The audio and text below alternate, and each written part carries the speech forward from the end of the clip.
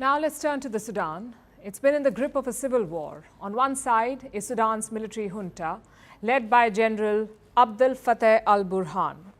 On the other side is General Mohamed Hamdam Dagalo, also known as Hemedti. He commands the paramilitary group called the RSF, that's Rapid Support Forces, RSF. Now, both these generals used to be allies. They worked together to orchestrate a coup in 2021. But this year, in April, they had a falling out, and that's when the fighting began. It has claimed more than 12,000 lives and displaced millions of people. In the last few months, the fighting has slowed down. Neither side was making gains. But then something shifted.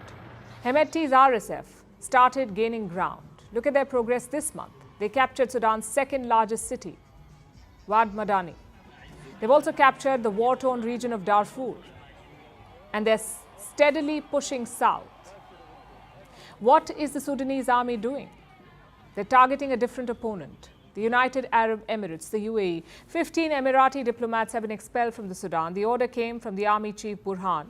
The diplomats were reportedly given just 48 hours to leave. The Sudanese army is also exchanging harsh messages with the UAE. They're engaging in harsh exchanges.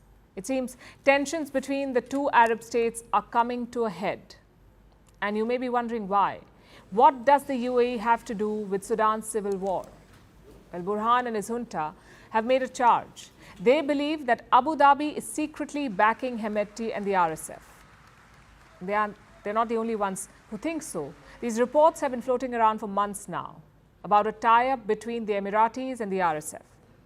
In August, reports said that the UAE was sending weapons to them, allegedly disguised as aid shipments. This aid was bound for Sudanese refugees who'd taken shelter in the neighboring nation of Chad, but instead of bread, the Emirati shipments contained bullets, also assault rifles and small arms.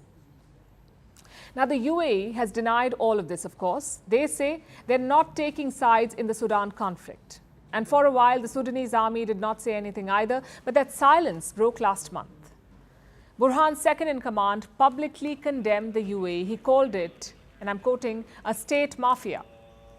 He said they had taken the path of evil by supporting Hemedti. Again, the UAE denies it, and there is no solid proof of their involvement. But look at the bigger picture. The UAE is ruled by Sheikh Mohammed bin Zayed Al Nahyan, popularly known as MBS, who's been the de facto ruler of the kingdom since about 2014. And it's around that time that he started cooperating with Hemedti. Hemedti's RSF sent troops to help the UAE in 2015. That's when the UAE was active in Yemen. Hemedti helped them. And since then, they've shared good ties. The UAE and RSF have shared business interests in Sudan as well. What kind of business? Well, Hemedti is a warlord with his own personal army.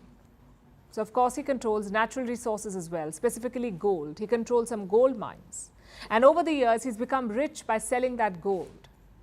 And the UAE happens to be a major buyer. It is one of the biggest gold importers in the world. In 2021, it imported gold worth $43 billion. That's about 10% of the world's gold imports. And Abu Dhabi bought a lot of it from the Sudan, and Hemedti reportedly benefited from this trade. It's likely that the UAE wanted to keep its gold supply steady. But does that mean they secretly bagged Hemedti in the Sudan civil war? The Sudanese army believes so, and now they're engaged in a diplomatic spat. But will it change anything in the Sudan? Will the UAE back off if they're really involved? Or will this escalate further? We'll be tracking this story for you.